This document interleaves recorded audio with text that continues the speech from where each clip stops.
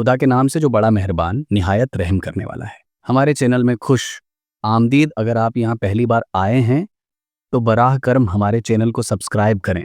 حضرت سلیمان علیہ السلام اور ہدہد کا واقعہ تفصیلی کہانی۔ حضرت سلیمان علیہ السلام حضرت داؤد علیہ السلام کے بیٹے، ایک عظیم نبی اور بادشاہ تھے جنہیں اللہ تعالی نے بے مثال نعمتوں سے نوازا تھا۔ آپ کو علم، حکمت اور فطرت کی قوتوں پر اختیار عطا کیا گیا تھا۔ اللہ نے آپ کو جانوروں اور پرندوں کی زبان سمجھنے اور ان سے بات کرنے کی صلاحیت بھی دی تھی، جو آپ کو دوسرے انبیاء سے ممتاز کرتی تھی۔ آپ کی زندگی کے بے شمار حیرت انگیز واقعاتوں میں سے ایک مشہور واقعہ ہدہد کے ساتھ پیش آیا، جس کا ذکر قرآن پاک میں سورۃ النمل 27 میں کیا گیا ہے۔ حضرت سلیمان علیہ السلام کی بادشاہت اور فوج۔ حضرت سلیمان علیہ السلام کی حکومت ایک وسیع سلطنت پر تھی جو کئی علاقوں پر محیط تھی۔ آپ کی فوج اپنی تعداد اور تنوع میں بے مثال تھی، جس میں انسان، جنات اور پرندے شامل تھے۔ آپ اپنی فوج میں نظم و ضبط قائم رکھتے تھے اور اس بات کو یقینی بناتے تھے کہ ہر فرد اپنی ذمہ داریاں پوری کرے، جیسا کہ قرآن میں ذکر ہے۔ اور سلیمان کے لیے جنات اور انسانوں اور پرندوں کے لشکر جمع کیے گئے اور وہ ترتیب سے چل رہے تھے۔ سورۃ النمل 17-27۔ فوج میں پرندوں کا کردار۔ حضرت سلیمان علیہ السلام کی فوج میں شامل پرندوں میں ہدہد کا ایک خاص کردار تھا۔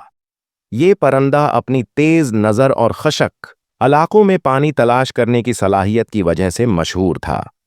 حضرت سلیمان علیہ السلام ہدہد اور دیگر پرندوں پر اہم معلومات جمع کرنے کے لیے انحصار کرتے تھے۔ ہدہد کی غیر حاضری ایک دن حضرت سلیمان علیہ السلام نے اپنی فوج کا معائنہ کیا تاکہ یہ یقینی بنایا جا سکے کہ سب موجود ہیں اور اپنی ذمہ داریاں ادا کر رہے ہیں۔ اس معائنے کے دوران آپ نے دیکھا کہ ہدہد غائب ہے۔ اس پر آپ کو بہت ناگواری ہوئی کیونکہ آپ نظم و ضبط کے سخت قائل تھے۔ حضرت سلیمان علیہ السلام نے فرمایا، مجھے کیا ہوا کہ میں ہدہد کو نہیں دیکھ رہا، یا وہ غیر حاضر ہے؟ میں ضرور اسے سخت سزا دوں گا یا اسے ذبح کر دوں گا، سوائے اس کے کہ وہ کوئی واضح دلیل لے آئے۔ سورۃ النمل 21-20-27۔ حضرت سلیمان علیہ السلام ظالم نہیں تھے، لیکن ایک مضبوط اور منصفانہ رہنما تھے۔ ان کی وارننگ ہدہد کے کردار کی اہمیت اور ذمہ داری کی ضرورت کو ظاہر کرتی تھی۔ ہدہد کی واپسی اور اہم خبر۔ کچھ وقت بعد ہدہد واپس آیا اور اپنی غیر حاضری کی وضاحت کی۔ اس نے بتایا کہ وہ ایک اہم مشن پر گیا تھا اور وہاں ایک حیرت انگیز چیز دریافت کی۔ ہدہد نے اپنی رپورٹ تفصیل سے پیش کی۔ میں نے وہ چیز معلوم کی ہے جو آپ نے معلوم نہیں کی، اور میں سبا سے آپ کے پاس ایک یقینی خبر لے کر آیا ہوں۔ میں نے وہاں ایک عورت کو حکومت کرتے دیکھا جسے ہر چیز عطا کی گئی ہے اور اس کا ایک عظیم تخت ہے۔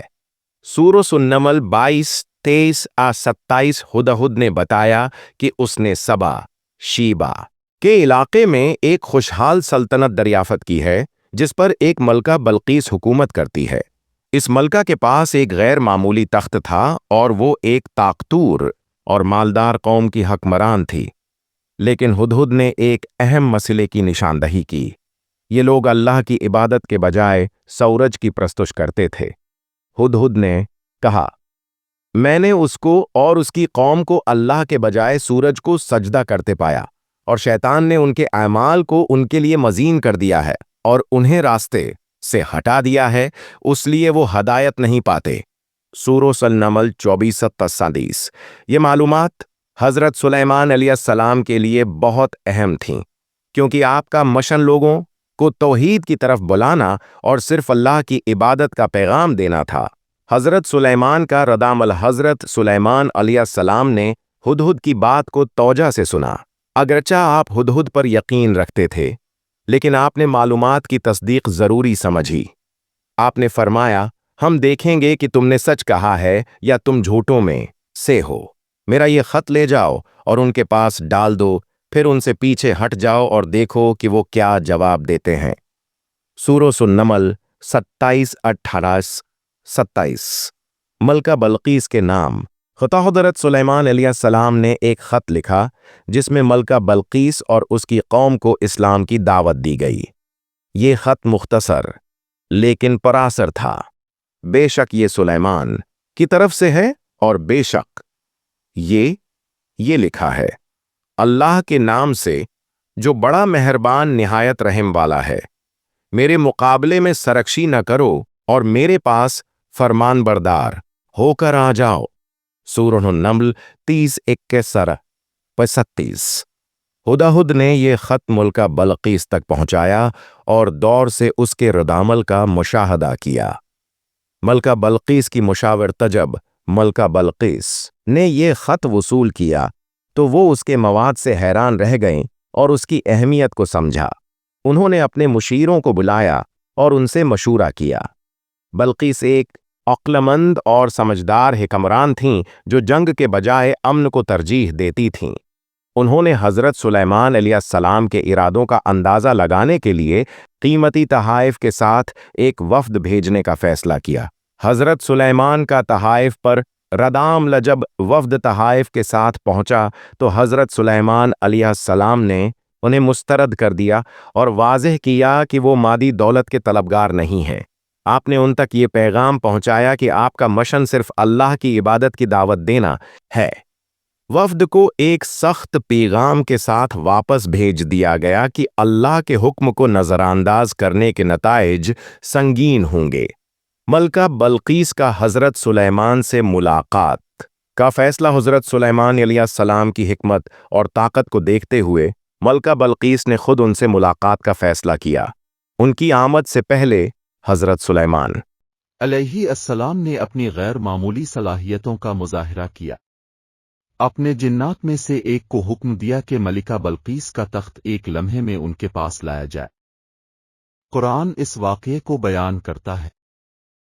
जिसके पास किताब का इल्म था उसने कहा, मैं इसे अब के पास ला दूंगा, अब की पलक झपकने से पहले। फिर जब सुलेमान ने इसे अपने पास रखा हुआ देखा तो कहा, ये मेरे रब के फजल से है ताकि वो मुझे आजमाए कि मैं शुक्रगुजार हूं या नाशुक्रा। सूरत अल-नमल 40-27। जब मलिका बल्कीस पहुंची तो अपने तख्त को हज़रत सुलेमान अलैहिस्सलाम के दरबार में देखकर हैरत ज़दा रह गईं।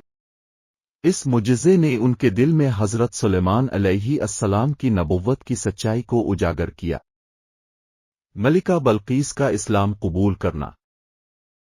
हज़रत सुलेमान अलैहिस्सलाम की हिकमत, ताकत और ईमान को देखने के बाद मलिका बल्कीस ने इस्लाम कबूल कर लिया।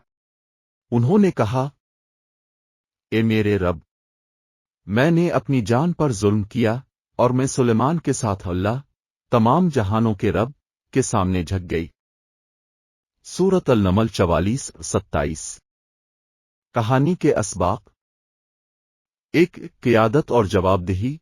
हज़रत सुलेमान अलैहिस्सलाम ने अपनी रियाया को मुनसिफाना और हिकमत के साथ जवाबदेह बनाया।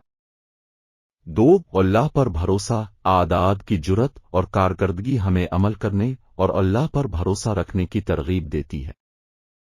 3. दावत में हिकमत। हज़रत सुलेमान अलैहिस्सलाम ने मलिका बल्कीस को हिकमत, मोजिज़ात और साफ पैगाम के ज़रिए इस्लाम की दावत दी। 4. अल्लाह की नेमतों की पहचान। यह वाक़या हमें याद दिलाता है कि अल्लाह की नेमतों का शुक्र अदा करें और उन्हें इसकी राह में इस्तेमाल करें। अल्लाह हमें हज़रत सुलेमान अलैहिस्सलाम की हिकमत और आजिज़ी अता करे और हमें अपने रास्ते पर चलने की तौफीक दे। आमीन।